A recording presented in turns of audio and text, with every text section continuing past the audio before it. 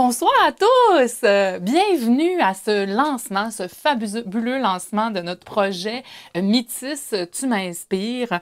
Vous savez, en fait, c'est une occasion, moi, en fait, de la saisie, de me mettre sur mon 36, de sortir les beaux bijoux que j'ai reçus à Noël, hein, parce qu'on s'entend, on sort pas souvent ces temps-ci, et évidemment, de siroter un petit verre de bulle à votre santé. Cheers tout le monde! Une petite gorgée en commençant. J'espère que vous m'accompagnez à la maison avec un petit pétillant, vous aussi, hein, parce que c'est notre événement glamour du mois de février. Ce soir, en fait, on va vous présenter 4 magnifiques capsules qui ont été tournées avec des artistes et artisanes d'ici dans le cadre du projet Appartenance Métisse. Comme certains d'entre vous le savent sûrement déjà, le projet Appartenance Métisse, c'est d'abord un projet de spectacle initié par la MRC de la Métisse et mettant en valeur la fierté et le sentiment d'appartenance des méticiens et méticiennes. Un spectacle qui a été écrit grâce aux témoignages recueillis dans les 16 municipalités de la Métisse lors de Café de la parole avec les citoyens. Mais comme la situation actuelle provoque évidemment de nombreuses incertitudes, on a dû reporter le spectacle qui devait être présenté à l'été 2020. Il va être, si tout va bien, présenté à l'été 2021. Et on a eu envie, en fait, de créer ces belles capsules que vous allez voir ce soir pour continuer à faire vivre le projet dans un monde parallèle et virtuel et aussi à faire vivre les thèmes qui ont orienté la création du spectacle. Et pour lancer cet événement, quoi de mieux qu'un mot de notre cher préfet Bruno Paradis? Alors Bruno, la parole est à toi et santé mon cher. Santé à toi également Stéphanie, merci beaucoup. En 2020, on a été privés de la plupart de nos activités culturelles. Et si vous êtes comme moi, vous avez senti à quel point ça a laissé un grand vide. Les arts et la culture, ça nous nourrit d'une manière unique. Mais pour avoir une vie culturelle forte et épanouie, on a besoin de créatrices et de créateurs engagés. Eh bien, dans la Métisse, on peut se compter chanceux, parce qu'on en a plusieurs des artistes qui ont la communauté et la Métisse tatouée sur le cœur et qui vibrent au rythme de la Métisse. Leur talent leur permet de mettre en valeur cet amour qu'ils ont pour leur région, que ce soit à travers les arts, la littérature ou le patrimoine. Et la MRC de Métis est fière d'avoir mis en place cet inspirant projet pour démontrer que la Métisse est bien plus qu'un territoire qu'on habite. Elle tire sa force de la manière dont chacun de nous décide d'y vivre, d'en être fier et de lui donner une couleur qui lui est propre. Merci beaucoup, Bruno. Maintenant, un petit mot sur les capsules. Le sujet du projet Appartenance Métisse étant, comme je vous l'ai mentionné plus tôt, la fierté et le sentiment d'appartenance, on a eu envie de demander aux artistes et artisanes de notre territoire de nous expliquer en quoi le territoire est une source d'inspiration dans leur démarche artistique. Mais pour pimenter les entrevues un petit peu et pour relancer la conversation, on a eu aussi envie de leur poser quelques-unes des questions auxquelles les citoyens et citoyennes de la Métisse ont répondu lors des 16 Cafés de la parole. D'ailleurs, si le cœur vous en dit ce soir, nous vous invitons à y répondre aussi en commentant cette diffusion Facebook, en fait, dans la partie commentaires, et notre équipe sera très heureuse d'échanger avec vous. Je prends aussi un moment pour souligner que la réalisation de ces magnifiques capsules et du lancement de ce soir ont été confiées à Magicam, l'entreprise d'un talentueux artiste de notre région, Jimmy Valcourt. Jimmy a été un partenaire très investi dans cette aventure et nous l'en remercions grandement. Santé à toi, Jimmy. Pour la première capsule tournée à Sainte-Luce-sur-Mer, on a été à la rencontre de représentants et représentantes des métiers d'art de notre région. Cette capsule met donc en vedette 3 artisans et artisanes. Olivier Gillet, artisan ébéniste situé à Saint-Donat. Il a fondé son entreprise en 2006 et se spécialise dans la fabrication et la restauration des meubles antiques et modernes en bois et d'objets en bois, pardon. Louise Carreau, tant qu'à elle, est tisserande autodidacte depuis plus de 30 ans. Elle utilise des fibres naturelles pour réaliser ses créations uniques dans son atelier à Métis-sur-Mer. Et finalement, Manon Lortie est chapelière, visagiste, designer et feutrière depuis plus de 20 ans. Elle crée des pièces uniques, des chapeaux sculptures dans son atelier boutique à Sainte-Luce-sur-Mer. Bon visionnement!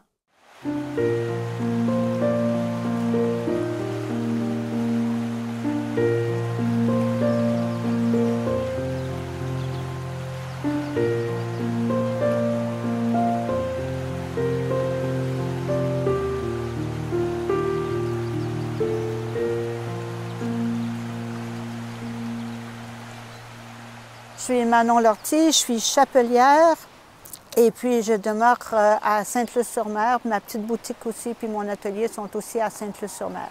Moi, ça fait 42 ans que j'habite Sainte-Luce-sur-Mer, ici même.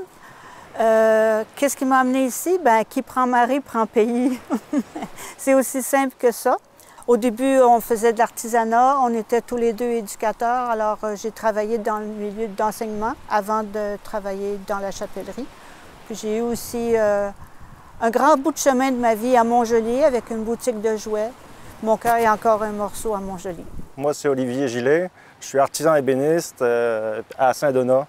Je suis à Saint-Donat depuis 2003. Avant, j'étais à Montréal. Fait que c'est vraiment un changement de vie, on va dire une continuité de vie différente à ce que je vivais avant.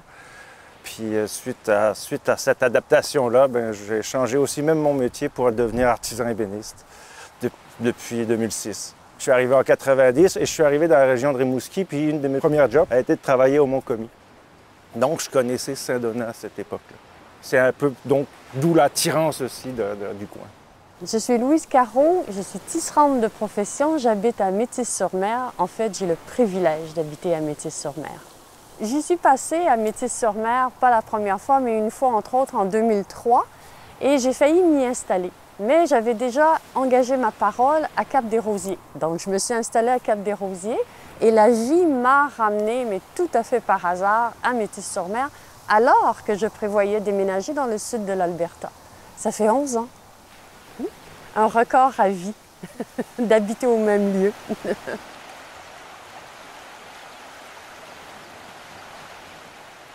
Je pense que je puise l'équilibre à travers la nature.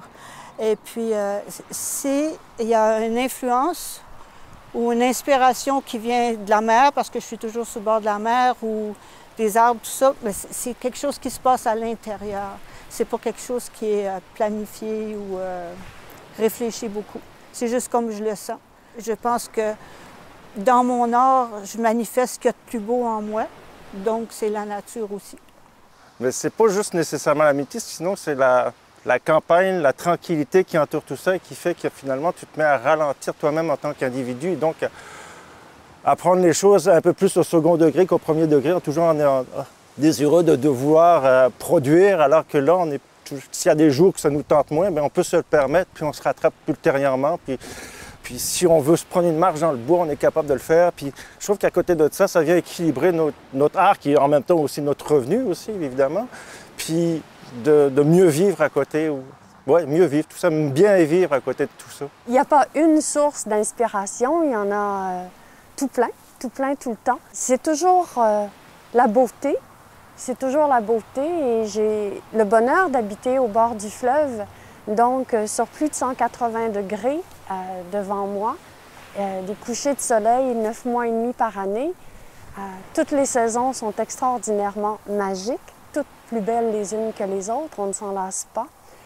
Et je viens de la danse classique, donc je suis toujours à la recherche de quelque chose qui est un mouvement, dans l'espace, qui n'est pas forcément précis, le mouvement peut-être, mais pas l'espace. Je me suis aussi remise aux teintures, ce qui fait que pour moi, je peux teindre ou tisser ou filer et je vais nommer les choses. Donc c'est de la pièce unique que je fais. Donc ce sera, c'est bleu juillet, mais c'est bleu juillet le fleuve. Hein, ou c'est un ivoire glacé, mais c'est la glace de janvier ou de février. Et ainsi de suite, tout est en référence majoritairement au fleuve, parce qu'il est devant moi 24 heures sur 24.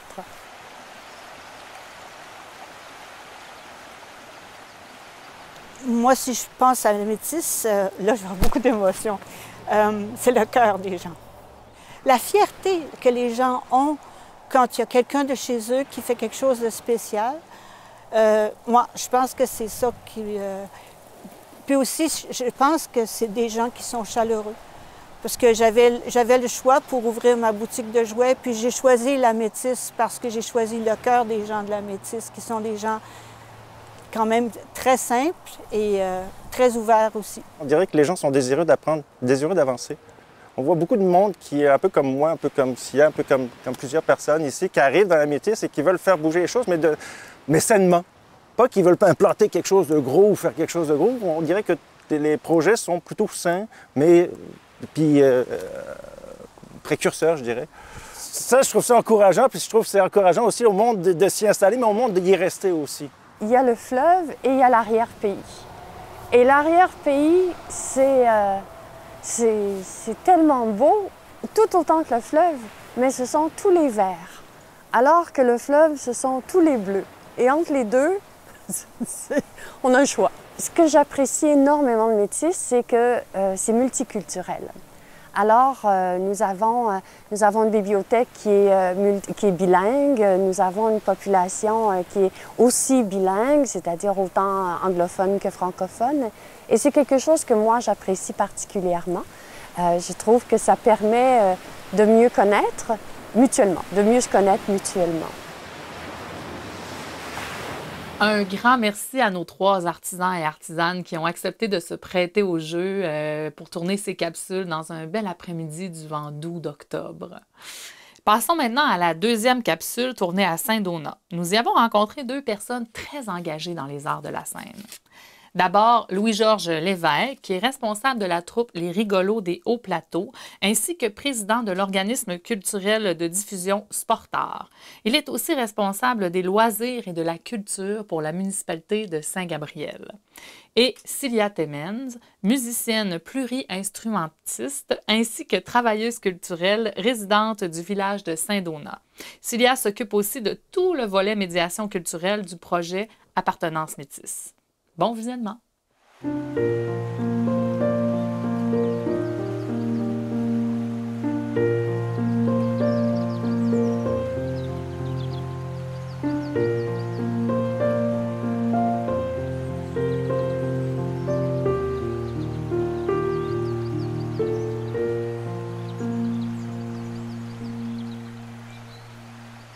Moi, c'est Cilia Temens, j'habite à Saint-Donat. Je suis musicienne, pluri-instrumentiste, je chante, j'écris des chansons, je suis une travailleuse culturelle aussi. Puis j'anime des ateliers de musique pour les tout petits puis pour les plus grands aussi. Moi, c'est Louis-Georges Lévesque, natif de Saint-Gabriel. Évidemment, j'ai toujours adoré les spectacles et j'en produis beaucoup depuis près d'une trentaine d'années maintenant. Je suis responsable de la troupe de théâtre Rigolos des Hauts-Plateaux de Saint-Gabriel. Depuis 2003, on fait 1 à 2 productions par année. Maintenant, on commence à faire des productions pour enfants aussi, avec des petits bouts d'improvisation, avec de l'aide extérieure. Mais moi, c'est vraiment les Rigolos des Hauts-Plateaux, c'est vraiment le théâtre. C'est né d'une idée de Sportart à un moment donné, de rassembler des gens qui veulent faire du théâtre depuis 2003 maintenant. Ça aurait été notre 18e année complète qu'il y a eu une pièce de théâtre. Cette année, on a deux projets en préparation, mais qui probablement ne verront pas le jour en 2020, mais j'espère en 2021. Bien, moi, la Métisse, en fait, c'est une terre d'adoption. Ça va faire 10 ans que je suis installée ici. J'ai habité à Saint-Gabriel, à Montjoly, mais je suis installée à Saint-Donat depuis 5 ans. Un village que j'aime de tout mon cœur, où mes enfants vont à l'école, où on participe à la vie communautaire.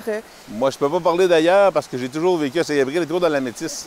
Mais je peux parler, par exemple, de Léoteur, je peux parler, par exemple, du monde de Saint-Octave, je peux parler du monde de Price, je peux parler du monde de Montjoly, même si c'est une ville. Tu parles à ton voisin, tu connais ton voisin, tu connais qui habite en face et ce qui se passe pas partout. Tu sais, à Saint-Gabriel, tout le monde se connaît. Même les nouveaux arrivants, ça prend 3 jours.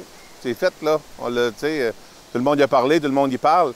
Le territoire de la Métisse, il est vraiment diversifié. On parle de fleuves, on parle des montagnes, mais moi, c'est surtout les montagnes, en fait, qui me touchent. Je viens des Laurentides, donc c'est vraiment un territoire plein de montagnes. Et le Mont-Commis, pour moi, ça a été vraiment un gros coup de foudre. J'habite dans le village à Saint-Donat, donc vraiment au pied du Mont-Commis. Puis de voir la montagne changer pratiquement à chaque jour, c'est vraiment inspirant pour moi. J'habite vraiment au pied, où est-ce qu'il y a un grand corridor devant, on suit les monts Notre-Dame.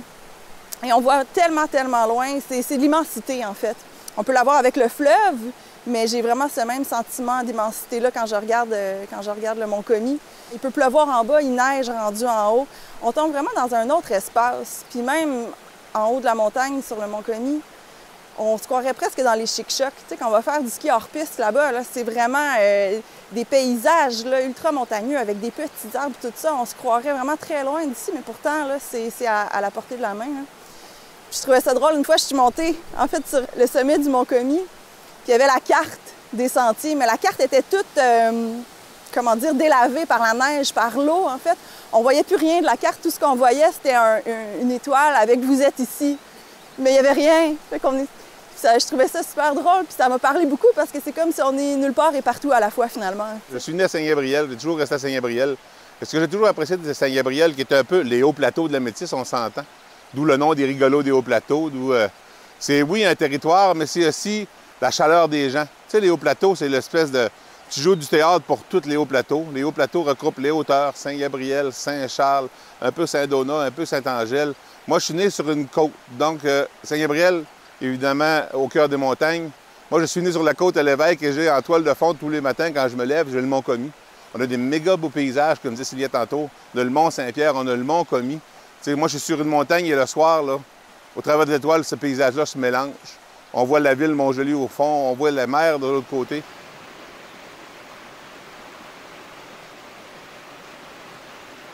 La création, je pense que je partirais de l'idée de l'immensité, en fait, par tous les possibles.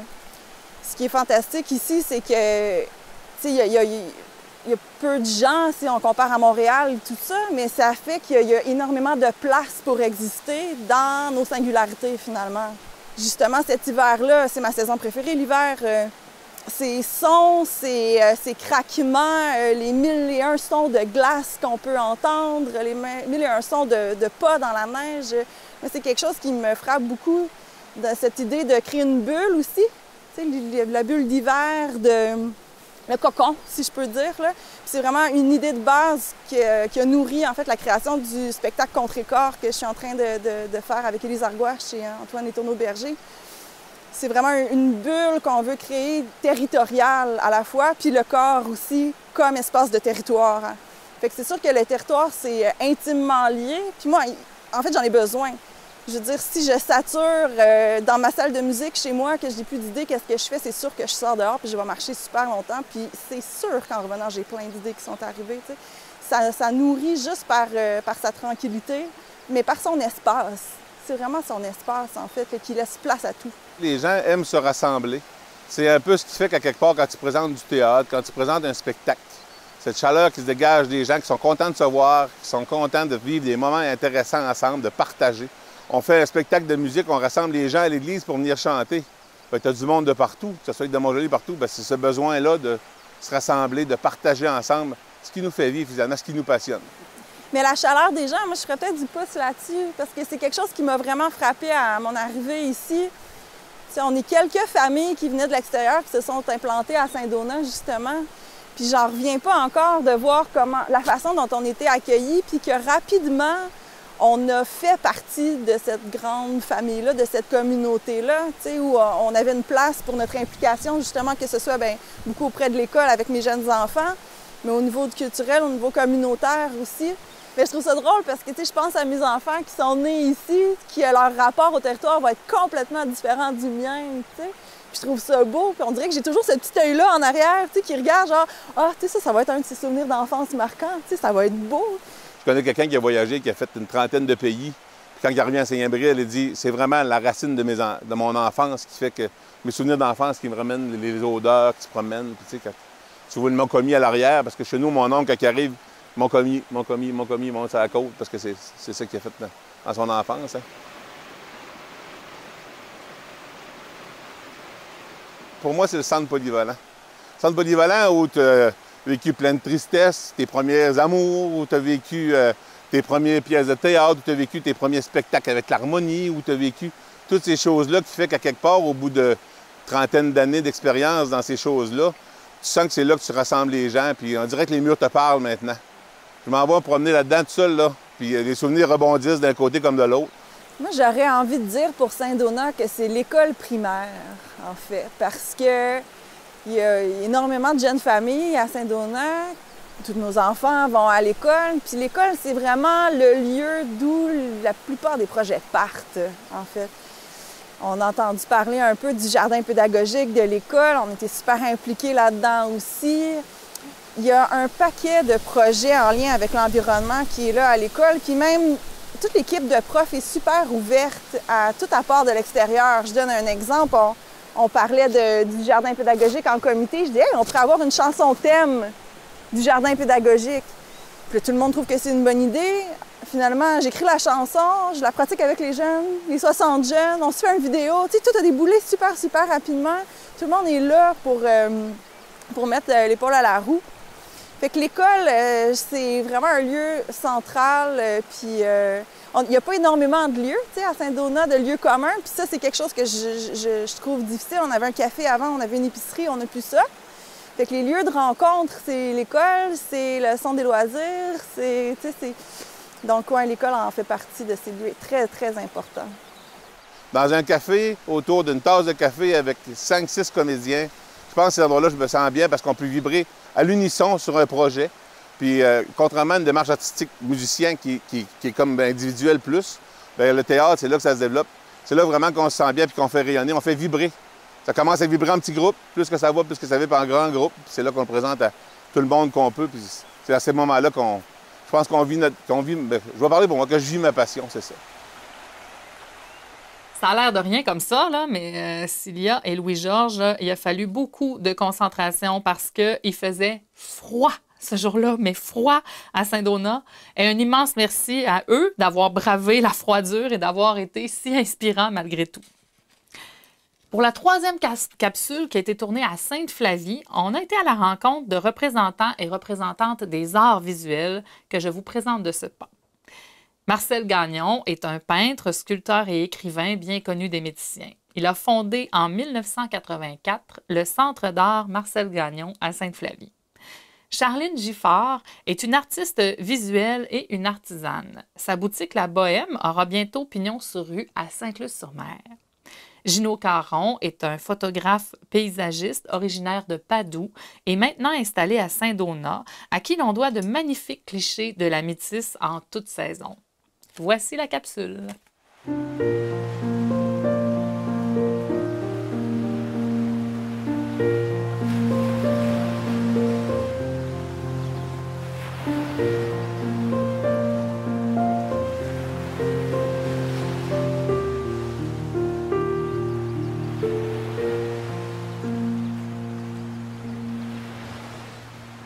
Je m'appelle Gino Caron, je suis originaire de Padoue et j'habite présentement à Saint-Donat.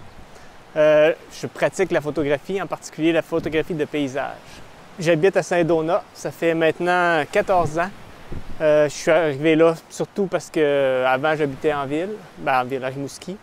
Et puis le prix des maisons n'était pas abordable, donc on s'est installé dans les Métisses. Mais comme je suis originaire des Métisses, j'étais vraiment content de retourner à mes racines.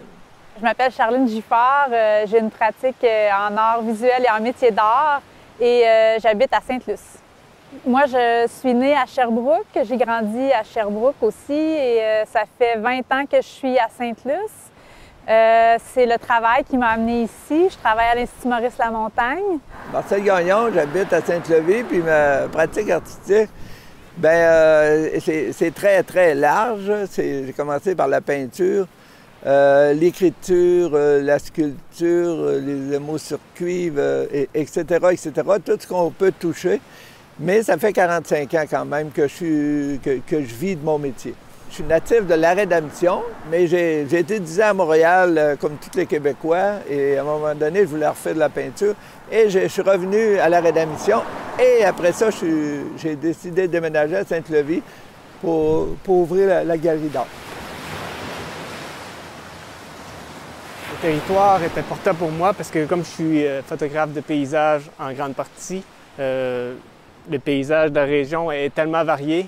Je ne manquerai jamais d'inspiration au gré des saisons.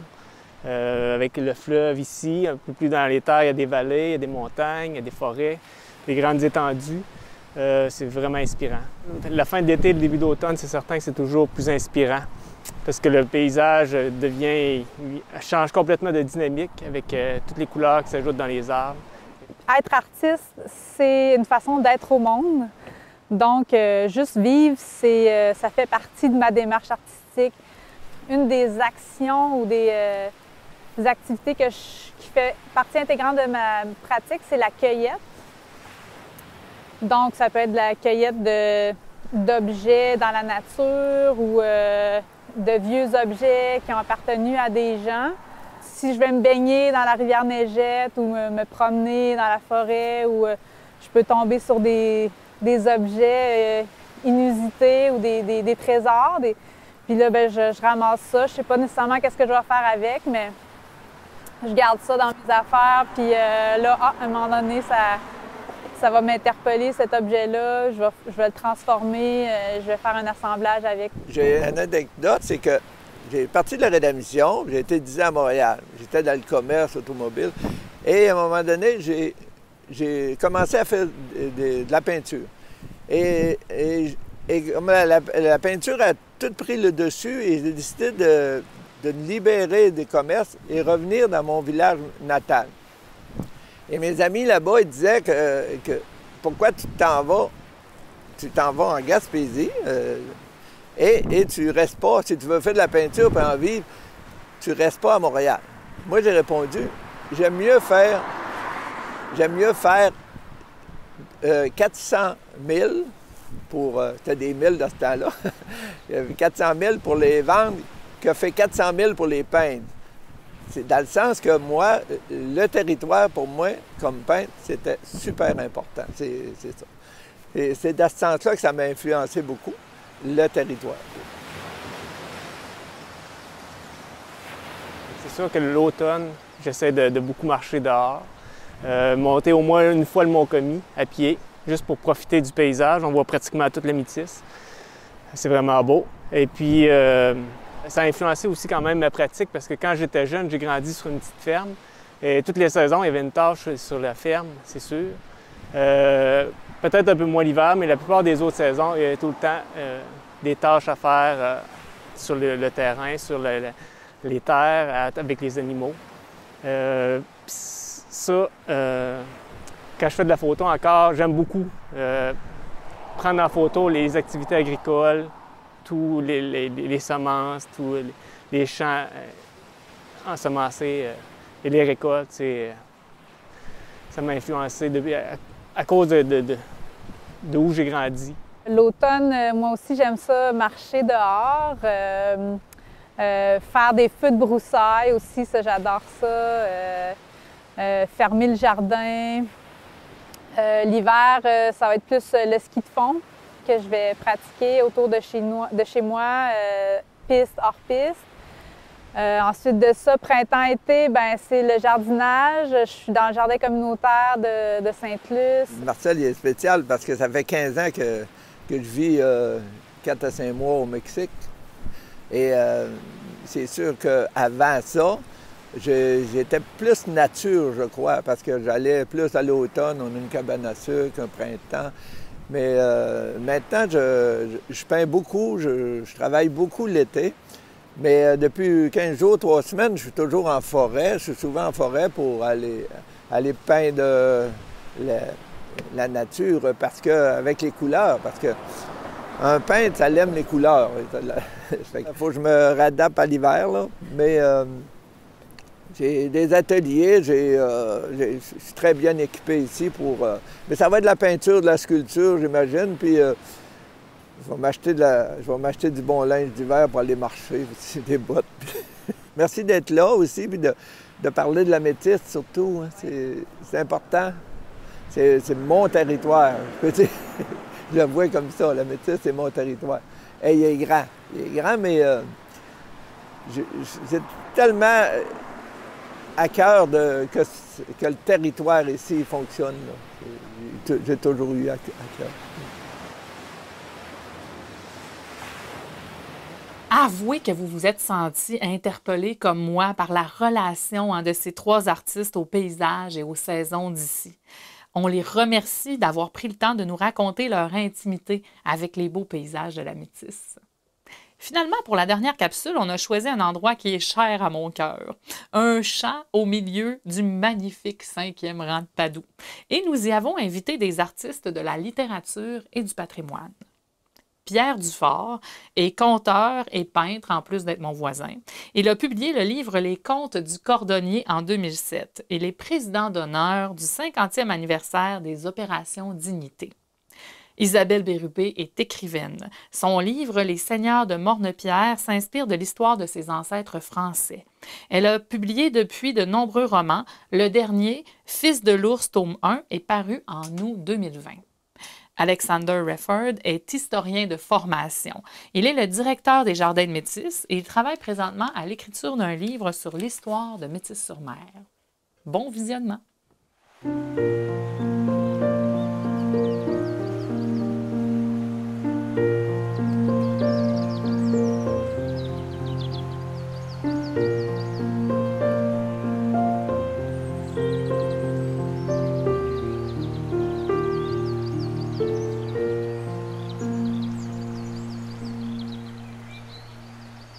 Je m'appelle Pierre-Joseph Alcidius Dufort. Je suis né loin d'ici et je suis arrivé ici pour y vivre. Ça fait 46 ans que j'habite ici, là, sur cette terre-là. Là. Voilà. Ma démarche de création, c'est que j'écris des contes. J'ai publié, j'en ai fait beaucoup parce que j'étais aubergiste puis je répondais juste aux questions puis ça devenait un conte.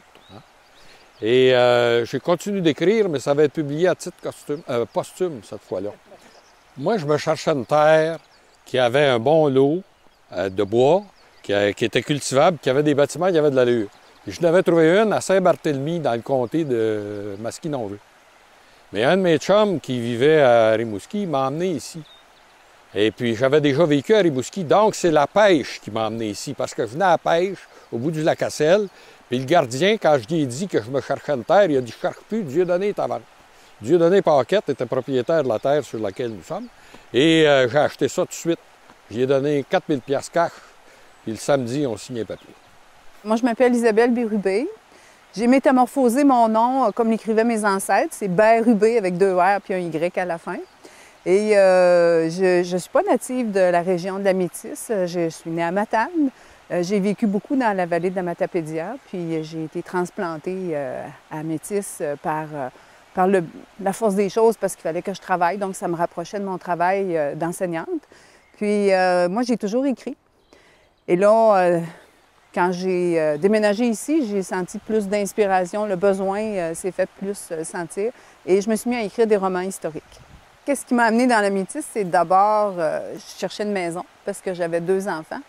Puis, on n'était pas dans des années faciles. C'était les années de la grosse récession des années 80.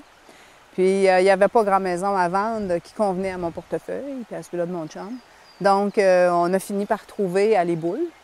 Et on s'est installé là. Puis, on est resté pendant 20 ans à Les Boules. On a élevé nos enfants à cet endroit-là.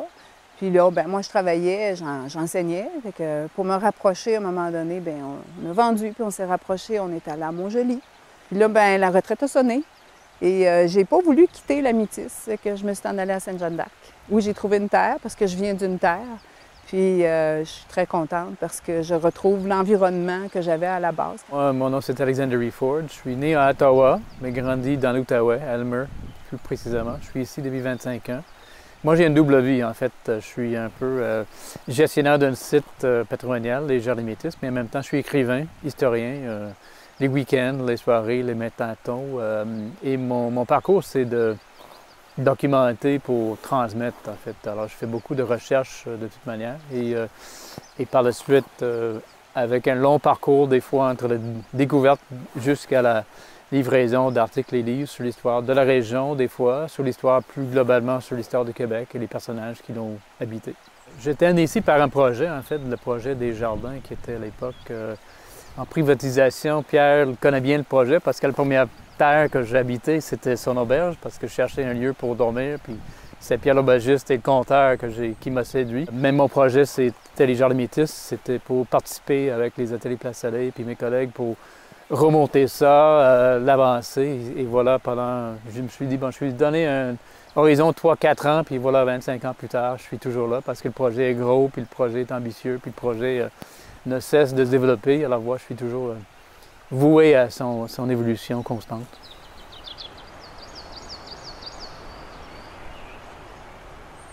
Au niveau créateur, moi, je suis un peu paresseux, dans le sens que j'aime mieux faire d'autres choses qu'écrire, tout ça. Fait que je fais de la scie mécanique, de la pelle ronde, toutes sortes d'affaires, j'arrête pas. Mais pendant que tu zigonnes des choses de patience comme ça, il y a des idées qui s'implantent dans ton cerveau et qui veulent s'expatrier à l'extérieur. Alors, c'est comme ça que je regarde ça.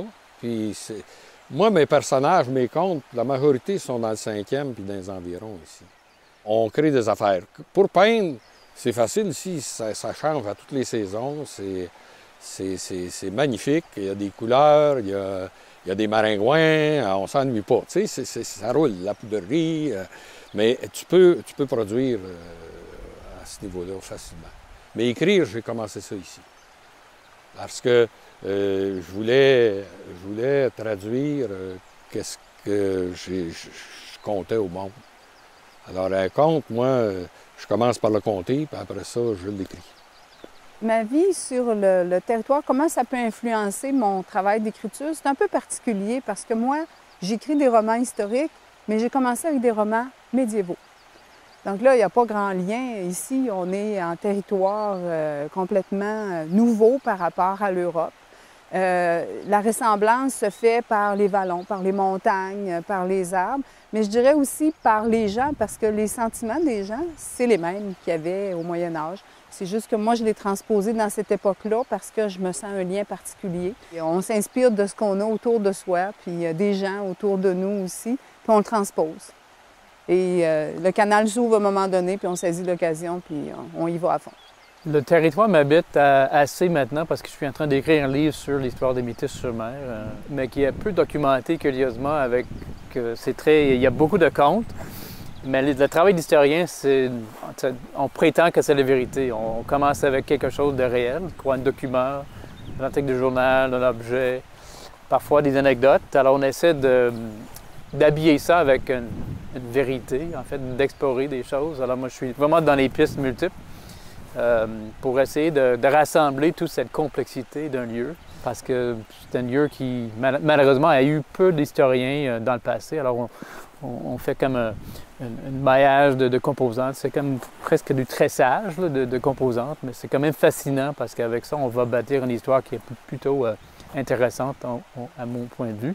Territoire vaste en espace, mais aussi vaste en histoire avec son occupation qui part des Autochtones jusqu'aux immigrants des derniers week-ends avec le COVID-19 qui amène toute une autre forme d'immigration, mais qui a toujours été un peu, je pense, notre force et notre réalité. C'est un lieu qui rassemble beaucoup de monde de l'extérieur, mais pour laquelle la Métis devient un terrain fertile de vie et puis d'activité. Moi, j'ai une vision un peu poétique des choses, dans le sens que je parle de la vérité, mais il y a des choses vécues. Puis c'est ça qui fait la base d'un conte.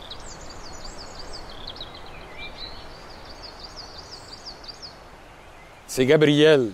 Gabriel Bélan qui est resté au bout du lac, c'était une trinité, ça. C'est toujours mystérieux, les trinités. C'était un vieux garçon avec ses 2 sœurs qui étaient célibataires. Et puis, lui, il avait la plus grosse base de données, 15 km autour.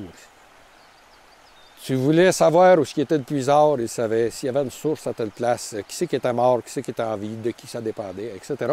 Il savait tout. Tout. Et puis, ça m'a pris un certain temps de découvrir d'où c'est qu'il tenait ça. C'est parce que sa sœur écoutait sa ligne. On était 17 sur la ligne, nous autres. Moi, c'était 2 petits coups, 7 grands coups. Quand ça finissait plus de sonner, c'était fini. Quand j'ai acheté, c'était en 74. Puis, elle a communiqué avec d'autres qui écoutaient sa ligne. Fait que là, il était renseigné, totalement renseigné. On l'appelait Petit Journal, c'est pas pour rien. Puis après ça, bien, il y a eu d'autres personnages aussi qui ont été plus dramatiques. Là. Les Murs de Montjoly en parlent de bien du monde. Là. Mais entre autres, il y a Jacques Chevrier qui a été, suite à un drame qui a été célèbre, parce que c'était le squadron leader de l'escadrille Panthère au moment où il y avait un gros aéroport militaire à Montjoly. Et il a disparu en Gaspésie, a été abattu probablement par des sous-mariniers allemands. On ne l'a jamais retrouvé officiellement, mais son portrait est sur les murs de la ville. C'est ce qui m'a inspiré aussi pour un roman. Légende et moi je dirais légende et légendaire, parce que moi j'ai pu travailler avec Rachel Turgeon-Dionne, qui est maintenant 100 ans, qui habite le foyer des personnes âgées à Saint-Octave-des-Métis. Elle a une bibliothèque de contes presque aussi large que celle de Pierre Dufort, avec une manière de livrer finalement cette passée d'une façon un peu ludique et un peu, des fois, on questionne une vérité, fausse vérité. Fait bref, mais une manière de raconter qui est toute dans son honneur. Une manière vif, pleine d'énergie. Elle était pour nous assez indispensable parce que Isabelle mentionne des personnes de cette génération, il y en a très peu. Puis ceux qui l'ont vécu derrière la Deuxième Guerre mondiale, il y en a presque aucun maintenant. Ceux qui ont vécu la grande crise économique, il n'y en a pas. Au Carachel, je pense. Elle a habité la 5e cabotte en Allier-de-Saint-Octave, pas de souliers, en fait, d'une famille extrêmement pauvre. Et voilà, elle a pu voyager à Montréal, habiter la grande maison, travailler avec la grande bourgeoisie, en même temps tellement terre à terre qu'on dirait incroyablement bien ancrée dans son milieu, mais capable de parler de toutes sortes de sujets. Alors c'était, pour moi, c'est comme une légende vivante que j'aime beaucoup, puis j'ai apprécié beaucoup parce qu'elle nous a beaucoup aidé à suivre des pistes qui sont maintenant exposées littéralement à la Ville Estevan, qui nous a donné des manières de raconter qui sont beaucoup plus intéressantes que les documents nous laissent, qui sont parfois un peu froids, puis un peu carrés, puis un peu inertes. Mais voilà, une vraie conteur peut nous amener la vie dans une histoire qui est très précieuse. C'est ça qu'on cherche, hein? On cherche les anecdotes partout parce que le fait d'avoir des anecdotes, c'est ça qui rend l'histoire pétillante un peu, qui fait l'intérêt. Les gens s'attachent aux personnages qu'on invente aussi ou aux personnages qui ont déjà existé également. Quel beau moment nous avons passé avec ces trois artistes de la littérature et du patrimoine cet après-midi-là. C'était en fait la dernière capsule qu'on tournait dans ce champ du 5e de Padoue et je vous dis, on aurait eu envie de rester avec eux pendant des heures pour les écouter parler de leur démarche artistique et de leur rapport au territoire. Alors un immense merci à Pierre, Alexander et Isabelle. Et il nous reste encore une personne à rencontrer avant de clore ce lancement glamour, n'est-ce pas? C'est un invité que je suis très, très heureuse d'avoir avec nous pour cette occasion. Il s'agit de Denis Leblond, qui est metteur en scène du spectacle inspiré de la Métisse qui vous sera présenté cet été. Bonsoir, Denis. Santé à toi. Santé. Denis, j'aimerais ça te poser une question, en fait, mais pour mettre le public en haleine, je vais faire comme si j'avais aucune idée de ce qu'il y a dans le texte de la pièce qui sera présentée. Alors, dis-moi, d'abord, ça va parler de quoi, ce spectacle-là?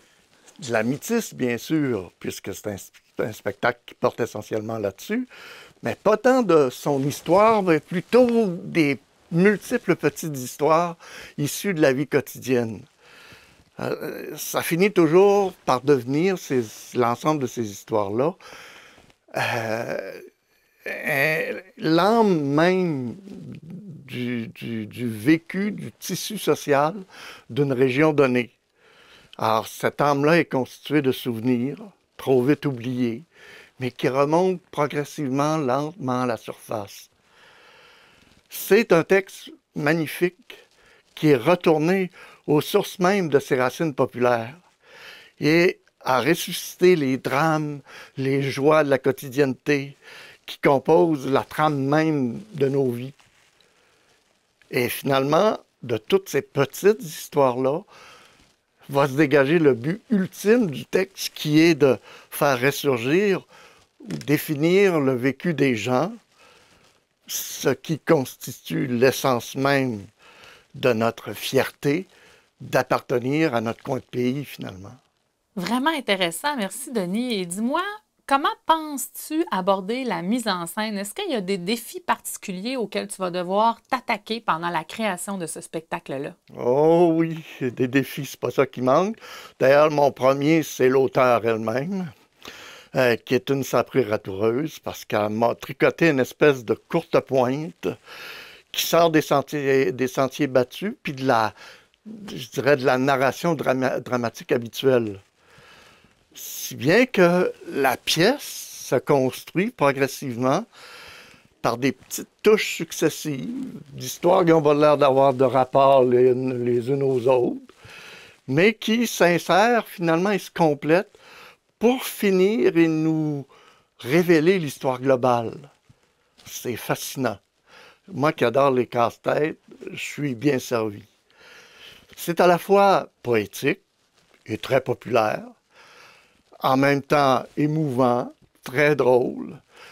je dirais que ça voyage entre une espèce de surnaturel poétique et un cabaret populaire, là, genre une fois c'est un gars. Fait que je dois réussir à rétablir une espèce d'unité dans ces fragments-là. C'est ça qui devient vraiment intéressant. C'est à la fois un défi, mais en même temps, c'est la joie même de participer à cette création-là. Donc, historique et actuel, poétique et factuel, aérien, presque ésotérique, mais en même temps très concret. Ça vogue entre tous ces univers-là. Et le plus grand défi, ça va être d'amener les comédiens et les comédiennes à jouer sur cet équilibre, sur ce fil très mince, de se maintenir en équilibre entre ce rêve et cette réalité, entre ces deux univers qui se côtoient, afin qu'ils puissent rester sur le fil. C'est pas le temps de prendre une débarque, là. Il va falloir qu'ils s'ajustent par rapport à ça. Et c'est mon rôle de les amener à cet ajustement-là. Pour qu'ils puissent nous rendre l'essence même de l'œuvre de cet auteur-là, qui est l'ensemble, qui est à travers toute son œuvre, c'est-à-dire l'immense fierté qui se dégage l'immense confiance en soi qui se dégage de cette réalité-là, de l'habitation d'un territoire. Dis-moi, Denis, as-tu une idée du moment auquel on va avoir le plaisir d'assister aux représentations de ce spectacle-là? Excellente question. Vous savez que nous sommes en pandémie. Les échéances varient.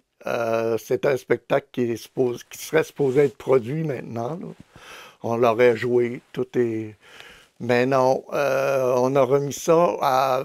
On pense être capable de le faire entre la mi-août, le début août et la mi-août 2021, si tout va bien. Ah, un immense merci, Denis, d'avoir été des nôtres ce soir et de nous avoir parlé de la mise en scène. C'est très intéressant de t'entendre à propos du spectacle qui s'en vient. C'est moi qui te remercie. Merci en fait à tout le monde, au public, d'avoir été des nôtres. N'hésitez pas à nous laisser vos commentaires. On a envie de vous entendre sur les sujets dont on a parlé ce soir, vos questions, vos témoignages à propos de l'événement puis des capsules. Je vous invite aussi à suivre notre page Facebook Appartenance Métisse. On va y lancer une capsule par semaine à partir du 8 février et jusqu'au 1er mars. Les capsules que vous avez vues ce soir, vous pourrez donc les visionner individuellement et les partager allègrement comme bon vous semble dans vos réseaux. Encore une fois, un immense merci aux artistes et artisanes qui se sont prêtés au jeu. Je suis sûre qu'il y en a qui nous regardent ce soir. On vous salue et une bonne fin de soirée à tous et à toutes.